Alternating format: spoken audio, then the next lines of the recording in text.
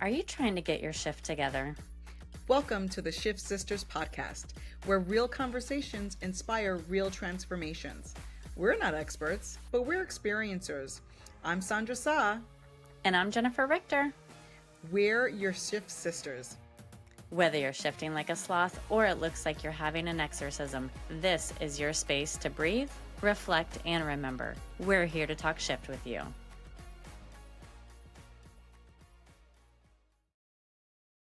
Hola, hola, hola. Welcome. It is the Shift Sisters podcast. Hello, everyone. I am Sandra, and I have my soul sister from another Mr. Jennifer. Hey. Hey, I need to bring some of that energy. So I need your help in bringing the vibe up and bringing the energy up and making me just float a little bit. You think you could do that for me? Yes, because your vibe attracts your tribe. And That's right. oh my gosh. And when you're feeling like a little bit wobbly and those emotions and all of the things of the world are kind of like making you kind of shake a little bit. Yeah, you gotta get that support. Yep, you gotta rely on your tribe too, Yeah. because sometimes when I don't have it, I'd be like, Jen, help Yeah. me. And it's good to have that safety. So wonderful. All right. So today we're going to kick off a series of chats around family dynamics. Family dynamics is a huge topic, and there's so many subtopics within that.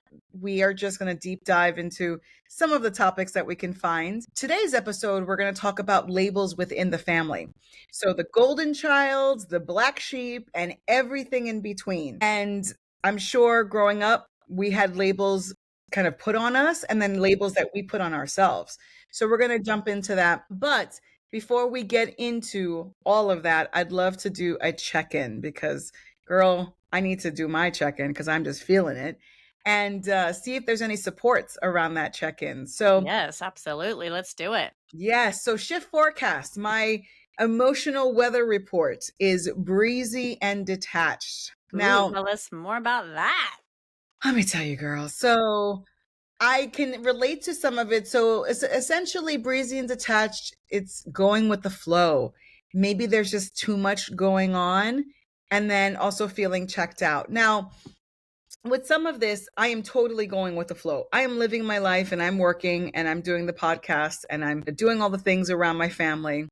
But girl, it feels like too much sometimes. And I want to fully engage, but I don't have the bandwidth, the energy, or the emotional currency sometimes to handle it all at once because each one of those things are its own like beast. So I don't necessarily I don't feel checked out. I feel like I'm just kind of my attention is being pulled in so many different directions that I just like focus on one thing and maybe I feel zoned out a little bit because of it.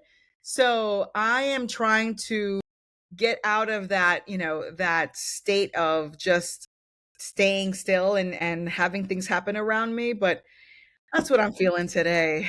I'm not trying to be a copycat, but I'm kind of feeling aligned with that Yep. because I, for the last couple of days, have been just, how do I say, not my fiery self. Mm. And I'm okay with this middle space because it's not often.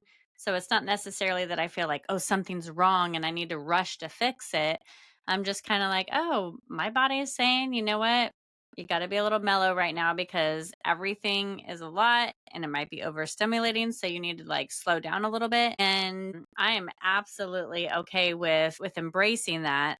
I, tried to take some breaks yesterday. I went for a walk on the beach and the kids and Adam did a fun run. And I was like, you guys go ahead and do that. I'm just going to be with my feet in the water and walking and just nothing, no audio, no Mhm. anything. I just don't want any inputs except nature. And it's just a recharge time because there's stuff going on planetarily, Uh-huh. even like just all these solar flares that affect technology and our emotions and things that people don't even realize, right? You could be having an allergic reaction to something you're putting on your body and it affects your mood or your energy and you don't even realize, Yes. so you have to give yourself grace when you're feeling it. Just withdraw a little bit and just kind of give yourself that quiet you need. Some oils that could help with your breezy and detached and my breezy and detached. We're going to do patchouli, which will totally make you smell like a hippie. So, I'm there for it. yeah, you'll totally be smelling like a hippie. Ugh, so good. I like the smell of patchouli, but it was so funny when I lived in Colorado. If you know anything about Colorado, Boulder, right, is like the hippie town. And the neighbors used to walk into my house and go, "Yep, smells like Boulder in here." But patchouli is about physicality. Patchouli supports individuals in becoming fully present in their physical body. It balances those who feel, I don't know how to say that word. I don't know. I've never seen that word before. Anyways, we'll skip it. Who seek to escape the body through spiritual pursuits or other forms of distraction. Patchouli complements yoga practices, Tai Chi, and other exercises that aim to connect the spirit with the body. So that's good because that detachment feeling is you don't feel at home right now, maybe even in your body, your mind, those types of things. But I Mhm. will look up whatever that word is later because I need to know what it means. And spearmint. Spearmint is and lavender together are amazing for confident speech, but spearmint in general is specifically targeted for confident speech. Spearmint inspires clarity of thought and confidence in verbal expression. Individuals in need of spearmint may hide their thoughts, opinions, ideas, or withholding their voices. So, spearmint promotes confidence in expressing oneself verbally, especially when speaking in front of groups of people. And I have utilized that lavender spearmint blend when I used to have to do workshops and talks and things like that, just because it's not that I would be nervous, but my linguistics is not always fluid, right? Or my Yeah. brain is way faster than what I can get out. And so sometimes I'll stutter. I'm not an excellent reader, right? So a lot of times, if there's a word that I don't know, it does trip me up and I have to stop, research it, understand it before I can Mhm. go on. So spearmint has definitely helped with things like that. And we're going to use some of the patchouli and spearmint today to assist with our breezy and detached feeling to go with the flow. Mhm. If you want, we can do a little breath work. We'll do the anchor breath today, which is inhaling and then pressing our palms to our heart. And then we'll like exhale slowly just through the nose only. So go ahead and breathe in.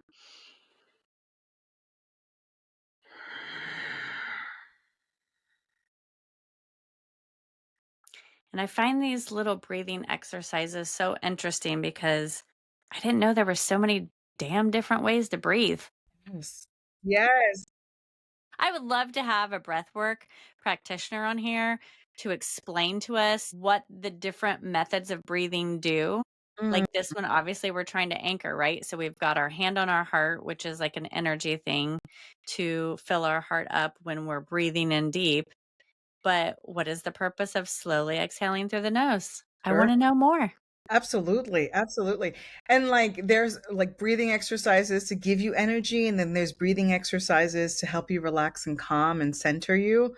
It's pretty fascinating, the power of the breath. So, maybe we can get a shift whisperer to come on and give Yeah. us kind of an overview of all of those. Please, if you're a breathing practitioner, you can comment down Yes. below and give us some tips or reach out to us and let's see what we can chat about. Absolutely. One question before we move on about the oils. Yeah. What do you recommend? Do you recommend diffusing them, putting them on your body? Do you recommend, using them for a week? When we talk about this oil support, what's your recommendation? So I like to do all forms, right? With these types of oils, you can do internally, like, some of them, if they have a supplement fact on them, you can consume them like food because they're pure. Some of them you can diffuse or just put on topically. And I have to say, do what resonates with you. Some Mhm. people like Ashton, my middle son, he does not like the oils on him Okay. physically. Adam does not like to take them internally, right? I will do all of the above, but it's really whatever is called to you Diffusing, in my opinion, is great for trying to enhance your environment, right? So, like, if I have some family coming over and I know that there's one that's an asshole that just totally gets under my skin, boy, you better know I'm looking up the oils to address the emotions either that that person evokes in me so that I can help balance myself in that environment, or if I want to get rid of their stinking thinking or whatever it is that about them is irritating me, I'm going to find an oil that addresses that and diffuse it before they get there and kind of change that environment. And they are, without knowing, right, positively affected. So That's awesome. Just put it in their food. That's it, you know? I know. I do. I made applesauce this morning, did a couple drops of cinnamon essential oil in there. Awesome. Well, I gotta get into that because I have a signature sip today, my Mm, little sip that I like to share, which I'm sure I can add in some essential oils. So please. I am enjoying a coconut lime refresher. So essentially, it's coconut milk with some coconut evaporated milk as well, too, for that sweetness, Okay. some lime, and seltzer water. So Okay. it's refreshing. It tastes like a coconut lime soda, but it's not as guilty as, what you would find in the store. That sounds amazing. Yes, and I just thought about, like, with lime essential Yes. oils, You if could that. do lime or lemongrass, right? Yes. But the thing is like, you think about it too, oil and water don't mix. So if you were to just put a drop in there, because a little bit goes a long way, it would be so potent or it would like tingle your skin. So you would want to take like your evaporated milk when you had just a little bit of that and put one drop of lime in there and stir it up really good and then do your combo. Well, see, I would have done it the other way around. Thanks for that tip. Yeah, you would burned your face off. No, Yes. just teasing. Girl, I didn't know how to use in my early days, I Mhm. didn't know how to use essential oils, Yeah. and I ran a bath, and I poured a bunch of eucalyptus oil right in the Oh, bath, and I'm like, "My skin, I it's know. I burning." have a crazy story about that, which I won't go into today, but yes, and not all of them are the same too, so, Yes. yeah. Yes, for sure, for sure. All right. Well, after this check-in, I wanted to deep dive into our real talk questions about the topic of the labels that were given in a family. So, just to give you a little overview, in every family, roles are silently assigned. So the responsible one, the rebel, the peacemaker, the forgotten one. And in this episode, we're going to deep dive into those labels that we grew up with and how they've impacted our identity, relationships, and even sense of self. So whether you're the golden child praised for perfection or the black sheep blamed for disruption or caught somewhere in the middle, we're going to converse about how those family dynamics have shaped us. So Jennifer, when you think about your upbringing and things, what role were you given or expected to play in your family growing up? And did you accept it or did you resist it? Wow. Well, I was naturally I'm the baby of the family, but I was naturally the golden child because my mother was, through and through narcissist, so, anybody that can make her look good was highlighted. So I was the golden child until I I don't know how to wanna say, got some more confidence in being who I was instead of just being her entertainer or anything to make her look good. Then I became the black sheep, right? Yeah, so I'm a little bit of both. And so when you were in that golden child space, how did that internally, how did that make you feel? It was really awkward because it wasn't just I see you and I like you for your natural characteristics or qualities or skills. It's only for performance when other people were around, right? Look at Jennifer's hair or look what she can do. She's so entertaining. Oh, she's so funny. This and the other because then Linda would use it. Linda's my birth mother, but she would use it in ways to make her look better, right? Because of what she was lacking. But it made me really uncomfortable because she used it in a lot of manipulation techniques. and she played me and my sister against each other all the time. And my heart to this day still breaks for my sister. We don't have a functioning relationship, but I will always hurt for her because she was treated so poorly by my mother, but my mother would say, "You're just jealous of Jennifer because she is ba ba ba ba ba," or whatever it is. And she would just create something that wasn't there already when my sister was just wanting to be seen as well and loved as well and honored by her own mother. And it broke my heart to see my sister have to go through that. And I'm younger, and what can I do about it, Yeah. right? Like, I'm not the parent. I can't change how that's affecting my sister. And I think that's what also gave me a little bit more, or I should say, less acceptance of the golden child treatment because I didn't like how it was resulting in my sister's treatment. Yeah, for sure. Did that affect your relationship with your sister? Did it alter? It did, unfortunately. I loved my sister so much growing up, and I always felt her desperation, and I could always see what she was missing and desiring in her life. But I also could see all of her great characteristics and potential and things like that. But as I got older and continued to watch her not seek to find herself and to find her footing and to make her way and to truly just become a product of her environment and let this nasty behavior in our home take her over, it made me realize, like, I can't be a part of this because I don't want to go down with the sinking ship. And there was some big moments, actually it was with her, that was the breaking point where I completely became estranged from my family, and it was the straw that broke the camel's back.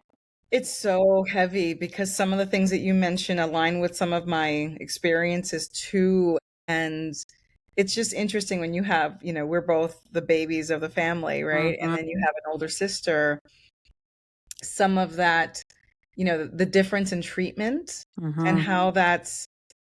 how that's received or how that's perceived, Yes. right? So it's like one is loved more than the other, one is more valuable than the other.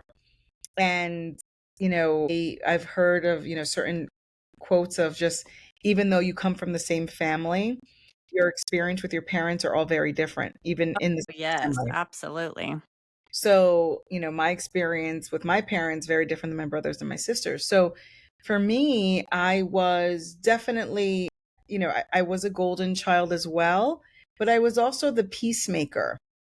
I was the one that distracted everyone because I was young and sweet and cute and like a breath of fresh air into the family because after 7 years, here comes Sandy, right? And she's the youngest grandchild. She's the youngest niece. She's the youngest child. I was like, I was a big mistake, but everyone showered me with love beyond my nuclear family because obviously I was the youngest. But then there were these like thoughts of, well, is she better than me? Or, what's happening here? And I understand that, right? I understand, why some of those feelings came up. And I was then in a place of appeasement because I didn't want my siblings, I wanted my siblings to really embrace me and love me and to be what I wanted them to be, Mhm. my playmates and the person I confide people I confide in and things. So I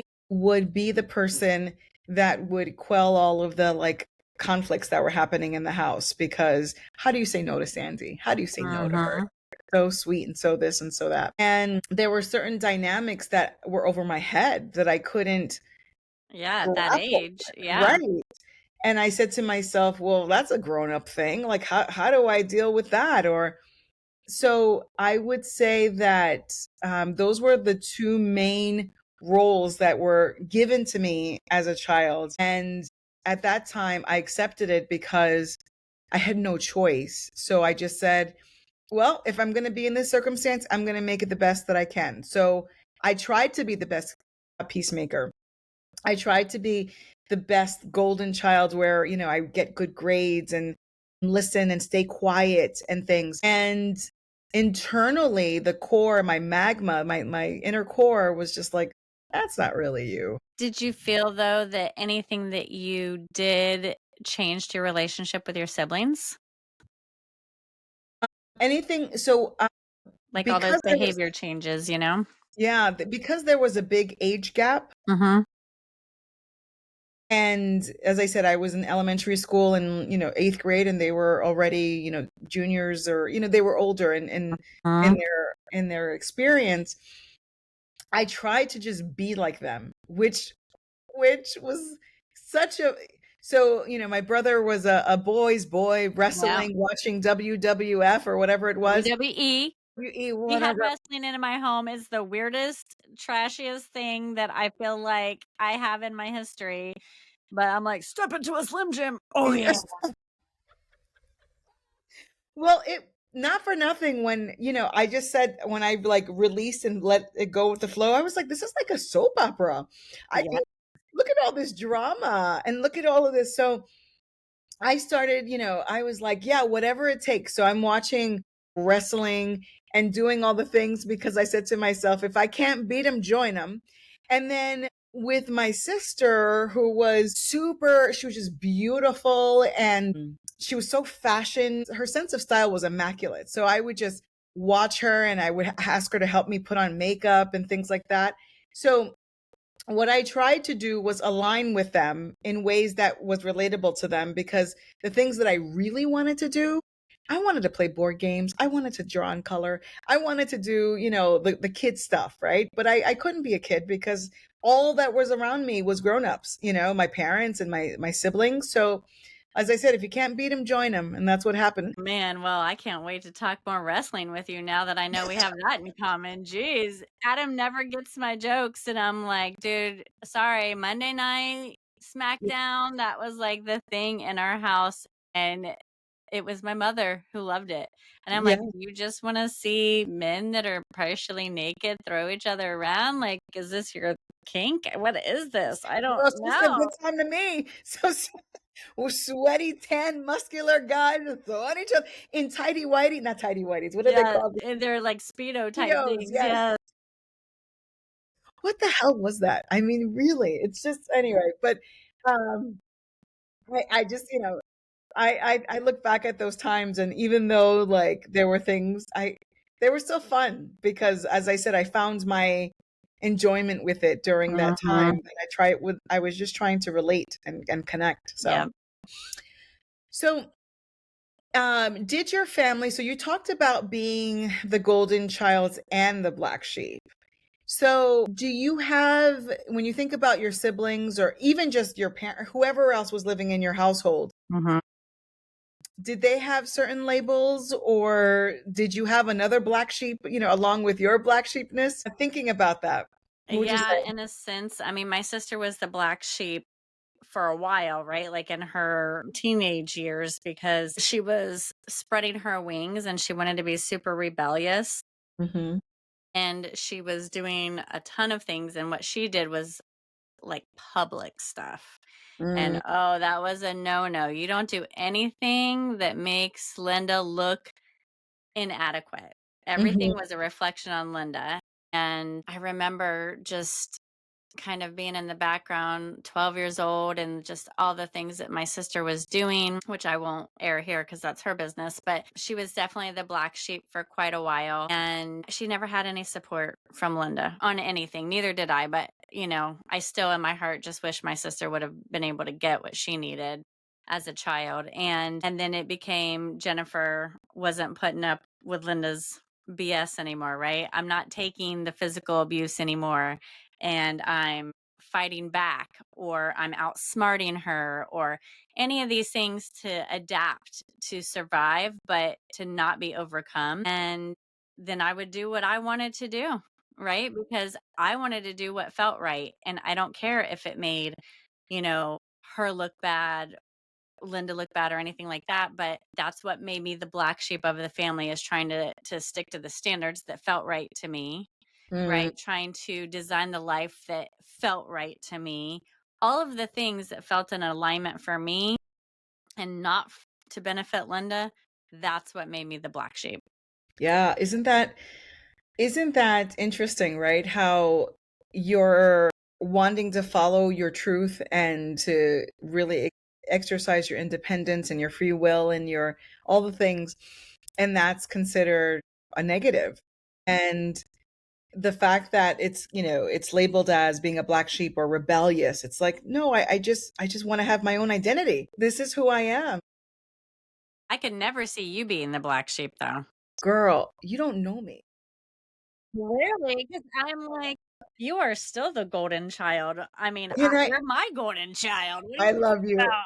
I love you. No, I had that same like trajectory where I was the golden child, and then one day, boom, like I was just, no, this is it. And my next question, which we can elaborate here, is, how did people respond to that? So Mhm. at one point, after all the stuff that I was carrying and having to process and not really, you know, it's not that I had a childhood that was horrible. I just had a childhood that was really sheltered, and a childhood that didn't allow me to express myself as a child because a lot of things happened. My father passed away, and it was quick 9 months of from diagnosis to him passing away, and then all the things, between that and after that. So I just felt like I had to grow up really quickly. And I didn't have an opportunity to play. That's what I Mm. feel like. I wish I had more time to play. I wish I had more time to, like, there's just certain things that I just never did. Like I never knew I don't know how to ride a bicycle. And I remember, I can change that. yeah, I start me with the trike first, please. So I remember like watching my siblings in the back of their projects, which is like this big concrete slab, and Mhm. they were on their bikes. And I remember just looking at them saying, gosh, I they're deserving of that, right? And I was kind of in the house watching that from within. And at one point, in my early teen years, I just said that's it, and things changed, and I was saying no more. I was kind of stomping my feet and just being more assertive, and I did it in a cartoonish way. Like instead of just slowly asserting myself, I came in like a wrecking I ball. know, I was just about to say, are we gonna bust into it? I mean, Girl, say I it how came you in feel it. like a wrecking ball. Yes, that is how I came in. I mean, Fast and Furious, this is who I am now. Don't nobody tell me what to do. Mhm. So I have some of that like sass in me now. Mhm. And I was just talking to my husband Michael, and I said, I'm like this. When I kind of have that, don't tell me what to do. You don't know who I am, blah, blah, blah. It's it's a trauma response from Response, yeah. being in that space of I have to stay small and quiet. Mhm. So there was a lot of self-discovery that I needed to make because for a long portion of my life, I didn't know who I was. Because yes, there's elements of me being a peacekeeper, peacemaker, and a golden child, but I also wanted to do my own thing, and I also wanted to just explore and all of that. So that was a very tumultuous time in my life of figuring those pieces out. I can see, though, in your life, everything is about play. Yes.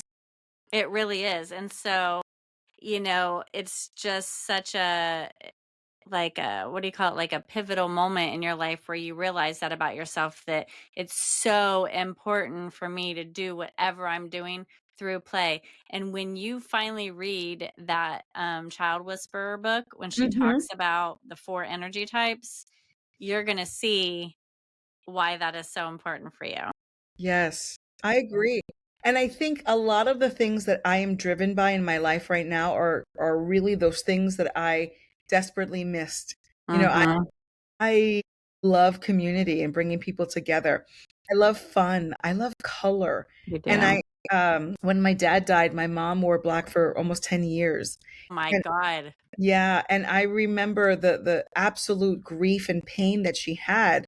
And she lost him when she was relatively young. She was only in her 40s. Oh. And she's 80 now, and she hasn't been with anyone I else. know. I'm like, I can't even think about that because that breaks my heart in so many ways, like, to think about at this stage of my life, Yeah. right? If you or I were to lose our partners, like, it is gut-wrenching. It kills me to think about something like that, and then it also makes you realize how strong someone is, Mhm. but she is a strong woman, and that is really hard, and more kudos to her for still bringing joy to people Absolutely. around her and doing what she had to do. Ugh, I love And you, mom.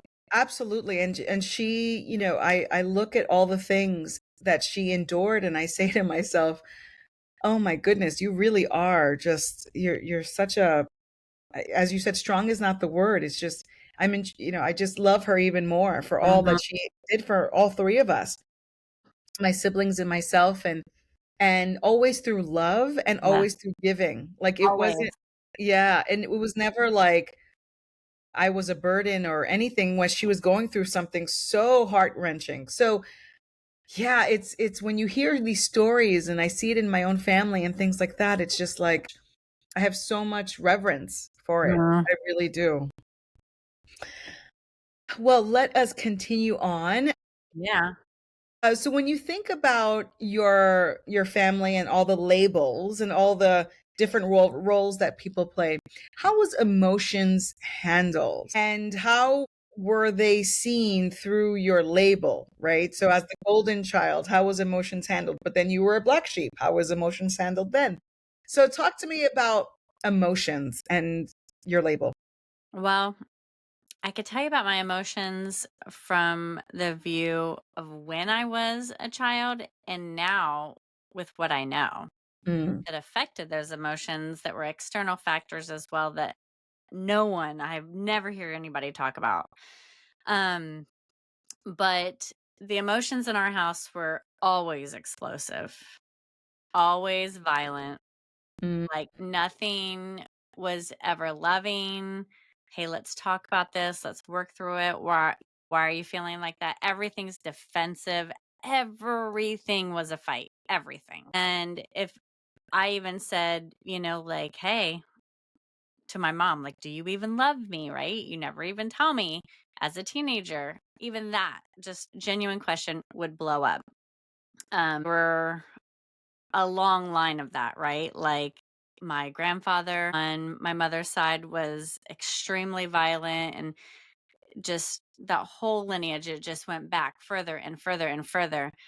Um, and no one was ever willing to put their foot down and say, enough is enough, I think, until me, which is what made me the black sheep. Because when I had my son, my oldest son, I was a young mom, and I said, I do not want him around this.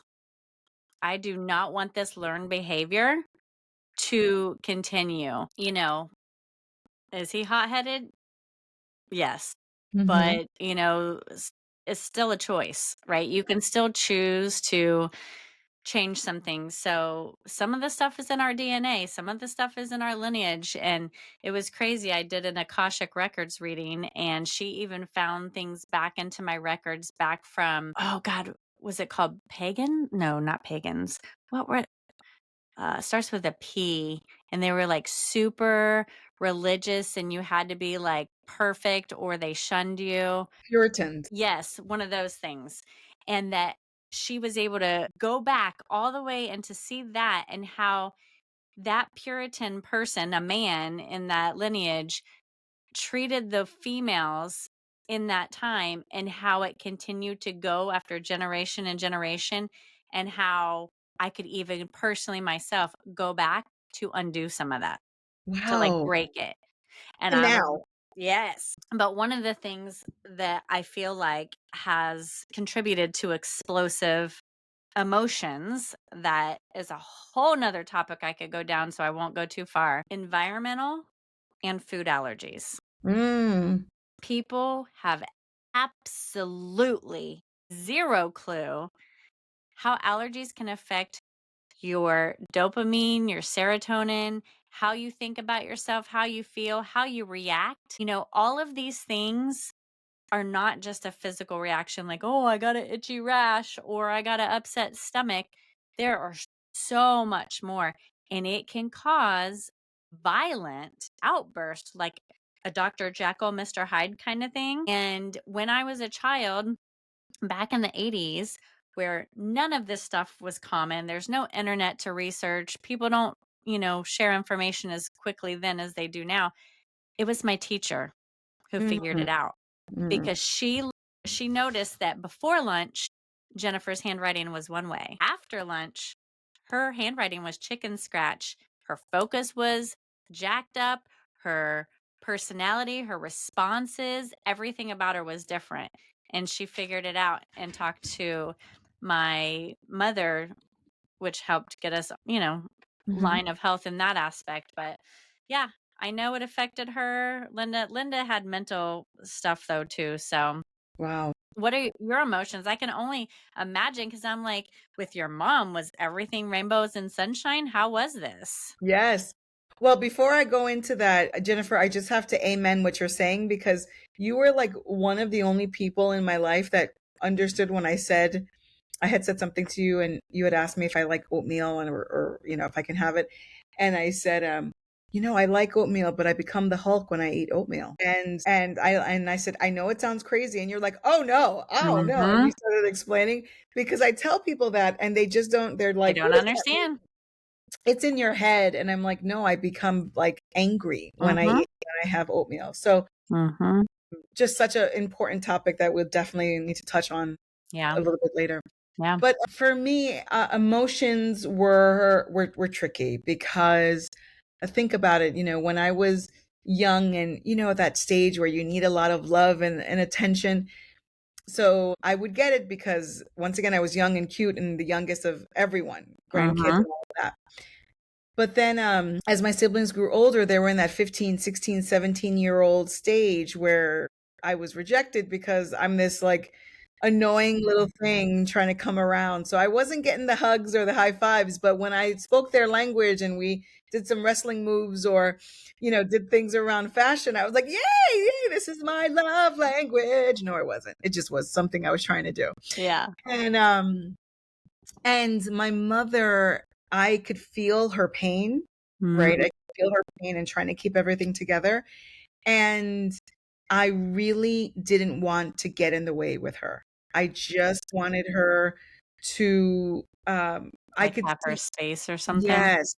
So I was not the needy child that wanted, when I was sad or down, that I would run over to her. However,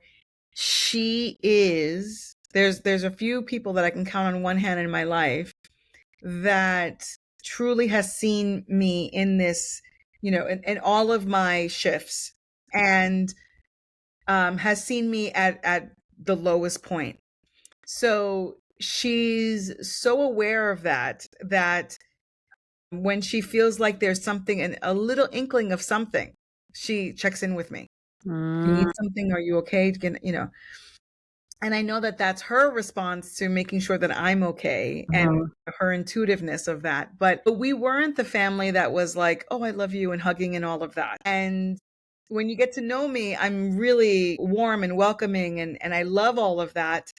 As again, it's the play, it's the color, it's all the things that I truly needed and wanted. And now I just fill my life with it. And I'm really grateful that I can in this place. I'm not stuck in that, well, I didn't get what I needed. So now I'm just struggling with it. No, I'm like, okay, I need to fill my life with the things, until I get what I need. Which is so important that you recognize that because in that book that I mentioned, The Child Whisperer, they talk about like if you're, a certain type and you're not raised to like nurture your characteristics and that energy type, what it actually looks like. And it causes some serious, like, mental and Yes, emotional health issues for people. So it's absolutely. good that you saw that, you felt it, and you were like, I am not going to be limited and I'm going to find a way to incorporate this, even if it's me studying at college or if it's,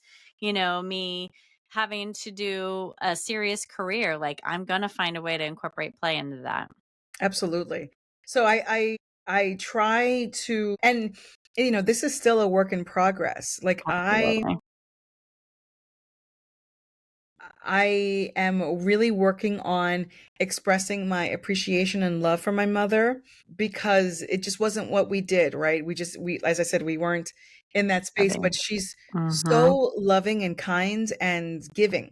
Mm, And that's her love language, right? She doesn't yeah. want anything back. She's like, let me cook for you. Let me provide acts of service. Let me gift you something. She's just wanting to constantly do that. And I'm working through that with her where it's like, it's not any of this. It's just you being you. Just be here with me. And that is all that I need. I don't need a Mhm. gift. I don't need you to cook me a meal. And I accept it because I know how much it means to her and how much it just fills her. But yeah, it's still, something in my, 40 plus years of life and I'm still working on. All right. So, was there ever a role, like thinking about some of the roles I mentioned, or maybe other roles, was there ever a role that you wanted to get into that you felt like I just didn't have the opportunity to do it? For example, like to be the one that was protected or the one that was listened to, or Mhm. is there something that you feel like you wish you had? There it goes back to my sister again.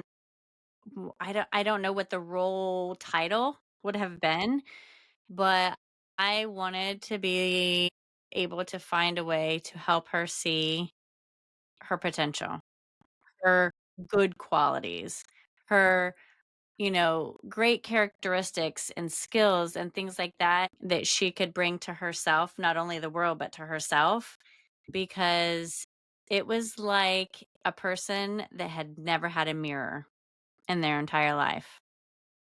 You don't know what you look like. Yeah. You don't know how tall you are. You Yep. don't know what your teeth look like. All of these things.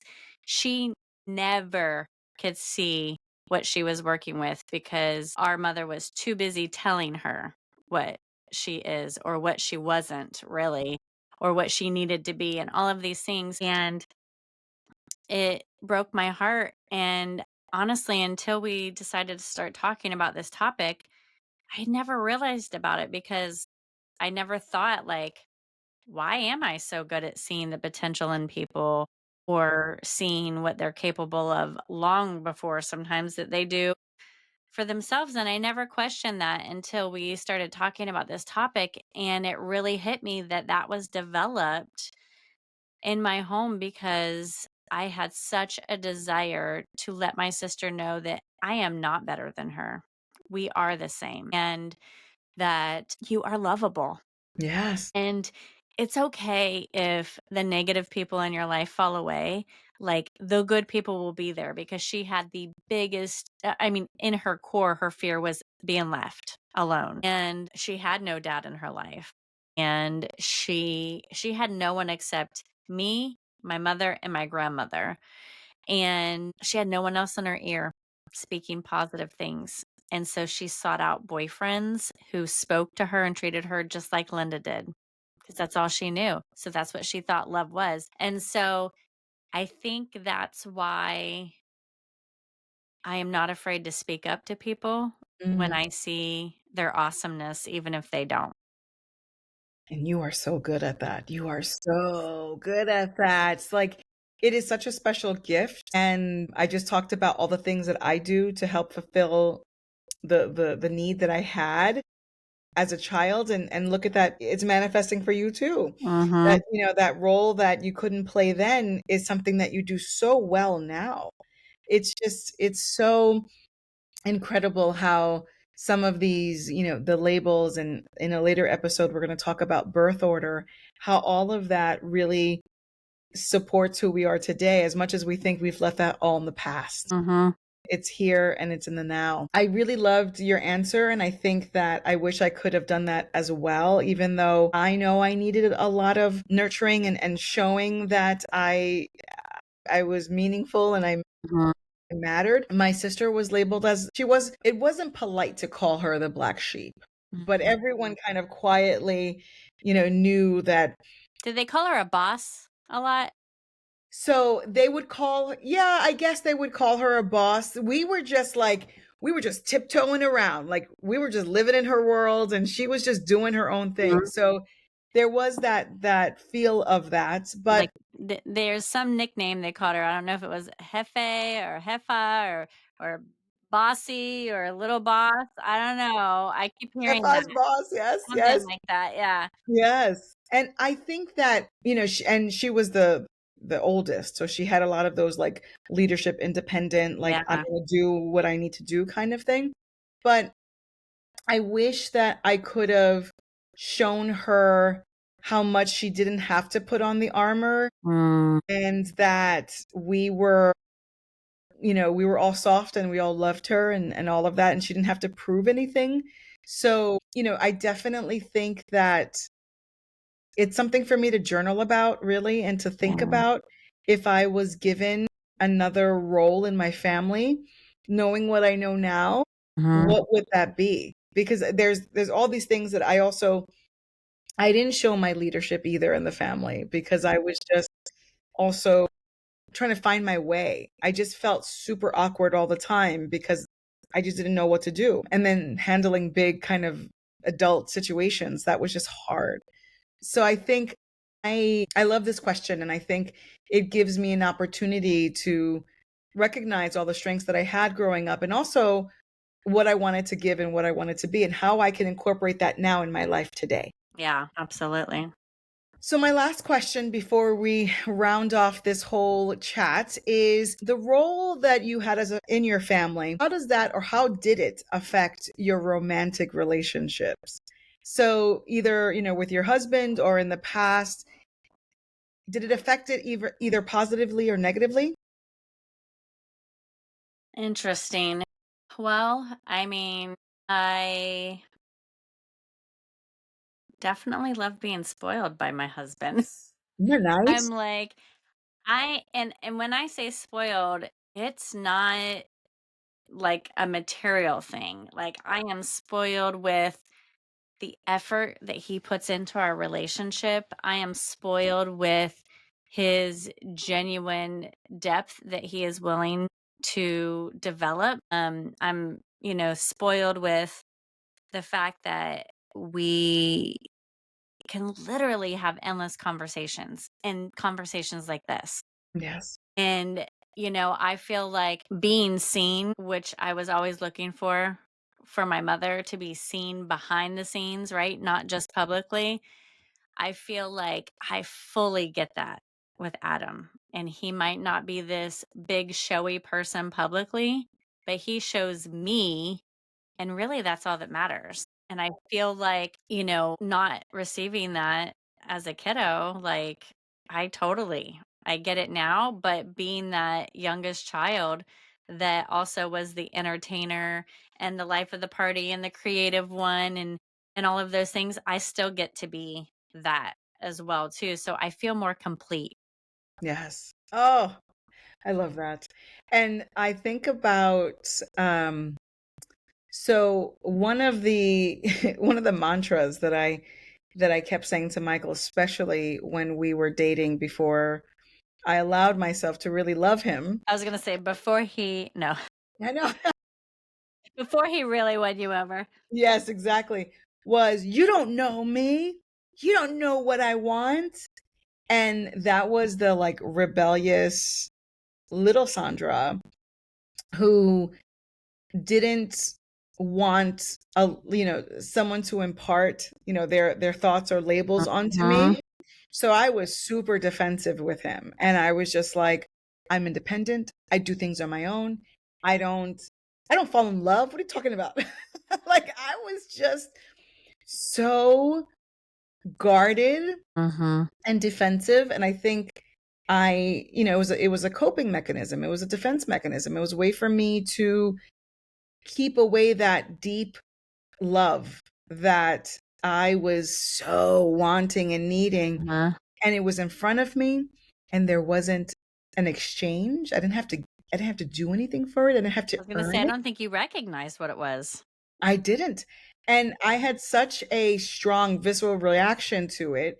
I just felt like the poor man like went through hell and back to even get me to agree to a date. And he was so consistent because he saw something that I didn't see in myself.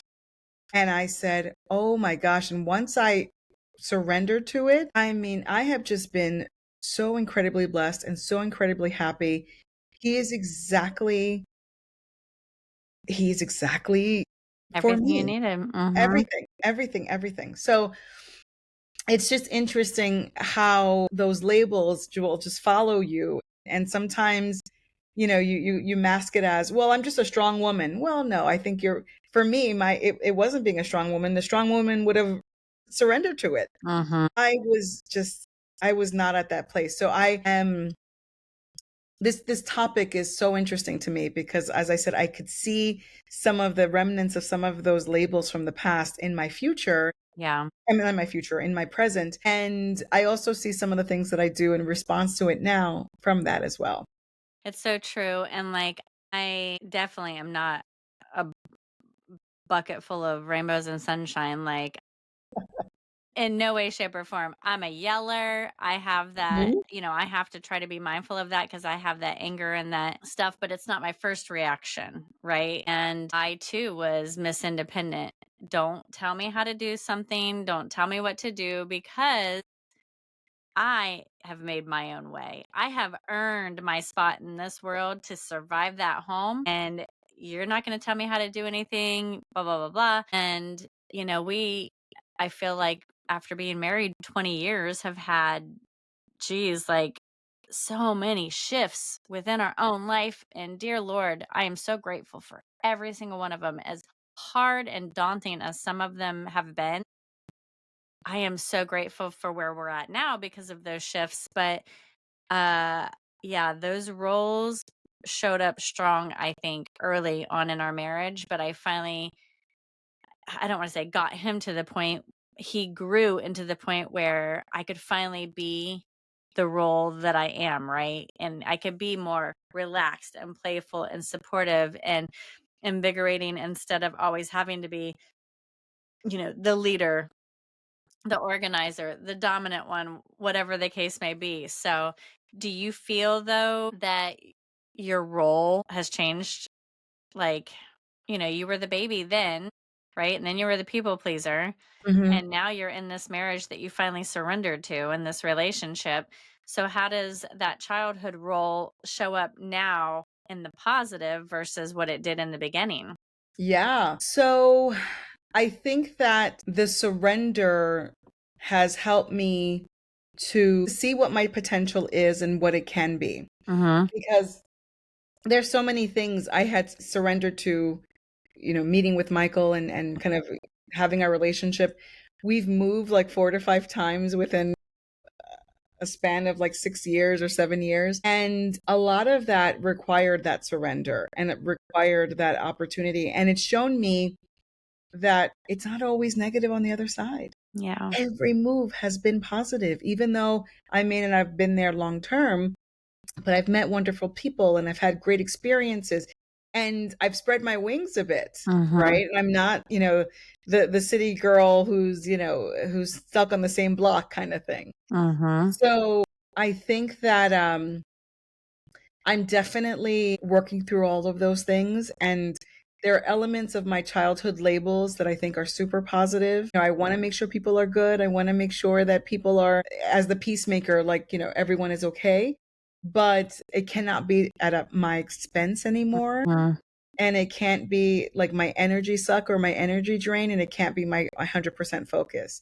So I think there are elements that I do wanna continue on with that and live Mhm. with now in my present, but I also recognize that it's not all encompassing. It shouldn't take everything from me.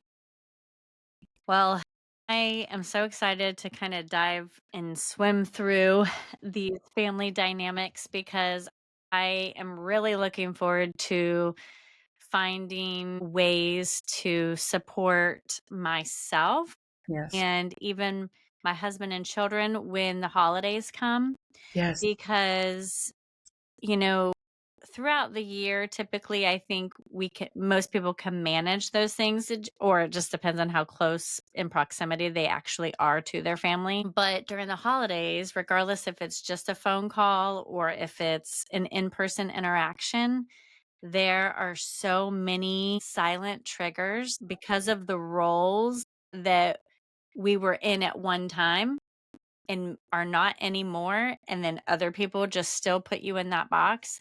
So I'm really looking forward to just uncovering this a little bit more so that I can have some more tools in my toolbox really to kind of address that, because I think that's one of the primary stressors in the holidays, even if it's just like a simple little holiday, not a big Christmas or Thanksgiving. And I really want some assistance in that part of my life. So let's talk about how we can explore that a little more. So I would love to just have an invite for shift activation so that we can dive into this a little more. So take what we discussed today on this podcast, and I have a few questions or a few prompts for our shifties to really think about. Once again, you can write this in a journal, you could use a voice note, anything that feels comfortable for you, and or you can even create art. You can do anything that feels good for you when it comes to exploring this topic, because it can be super triggering. So we want you to be gentle with yourself and to really use this as a tool to just be curious. Where was I in that time of my life, and where am I now, and what are the differences? So thinking about the role that was given to you as a child, did that align with who you were at that time? Write about it. Think about that. And what would it look like if you came as you were instead of who the family thought you should be? So if you came into your family as you were, the strong, independent little girl, or the goofy, fun, playful little girl, how would your family have responded to that? And how would it look if you changed your roles with someone in your family? Pick someone in your family, even your parents. Pick someone, shift and switch that role, and Mm, try that out a little bit. And once again, it's between you and the paper or the voice note. It's not, it's just an opportunity to get a little curious and to mm. see what would come from that. So once again, these are for you. If you are interested in sharing that, please reach out to us. We would love to hear more about you and how these shift activations are really working for you. Or if you wanted to share your prompt, please sure to do that on social media, on our website, and we'd love to hear from you. Yeah, we have a great spot. It's under the shifty space and it's called Share Your Shift. And you can go in there and share what you're shifting about, or like if you want to share this, shift activation and what it came up for you. And it can either be for our eyes only, or if you want us to share it, on the podcast, we can do it anonymously. It's no big deal. It's just the topic, right, that we're sharing. So, yeah. Absolutely. So, just a bit of a reflection. So, family roles can shape us, but they don't have to define us. Whether you were the golden child, the black sheep, or somewhere in between, you have the power to rewrite your story. Healing often begins when we start questioning the scripts we were handed and choose to show up as ourselves, full and authentic. Thank you so much for joining me in this conversation. Keep reflecting, keep growing, and remember, you are more than the role that was given to you. Remember to download the episode toolkit and follow our guided prompts and grounding practices, which will help you through your journey. Now go sip something yummy, take a deep breath, and know that you always have someone to talk shift with.